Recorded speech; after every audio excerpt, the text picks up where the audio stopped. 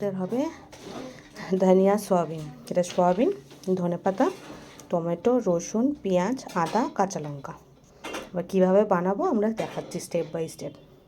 খিদে পেয়েছে তাহলে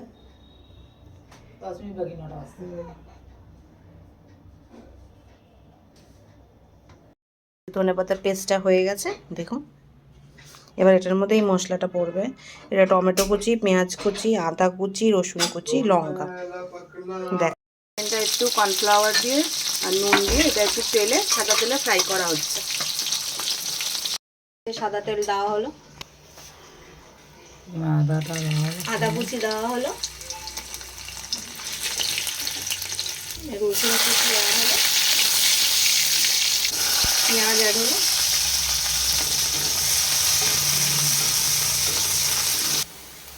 টমেটো কুচিটা অ্যাড হলো,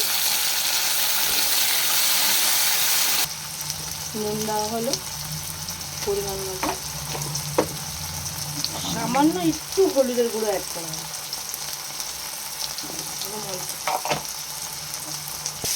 ভালো করে নেড়ে নেওয়া হচ্ছে।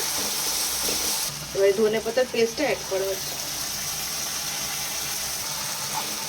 পেস্টটা দেওয়া হয়ে গেছে, এবার ভালো করে নেড়ে নেওয়া হচ্ছে। এই যে পেস্টটা দেওয়া হয়েছে, এটার মধ্যে সামান্য পরিমাণে একটু জল অ্যাড করা হবে। এটার মধ্যে 1 চামচ চিনি দেওয়া হলো, আর একটু দেওয়া হলো 2 চামচ মতো। এই যে সয়াবিনটা এবার অ্যাড করা হচ্ছে।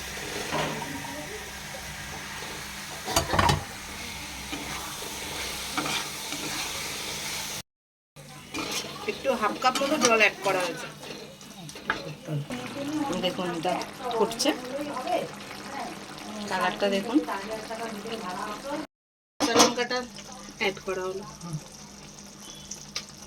ধনেপাতা কুচিটা উপর দিয়ে জাস্ট ছড়িয়ে দেওয়া হচ্ছে।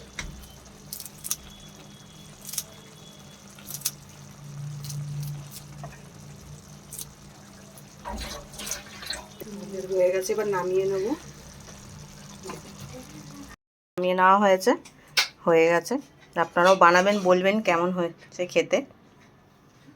দেখুন এই যে রুটি হবে, রুটির জন্য মাখা হচ্ছে। মাখা হয়ে গেলে রুটি করা হবে।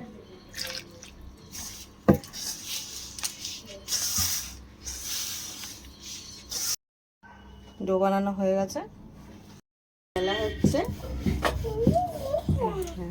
তুমিও বলছো মাম্মা রুটি বেলা হচ্ছে, চাটুতে দেওয়া হলো। ও পেটে দেখুন হচ্ছে।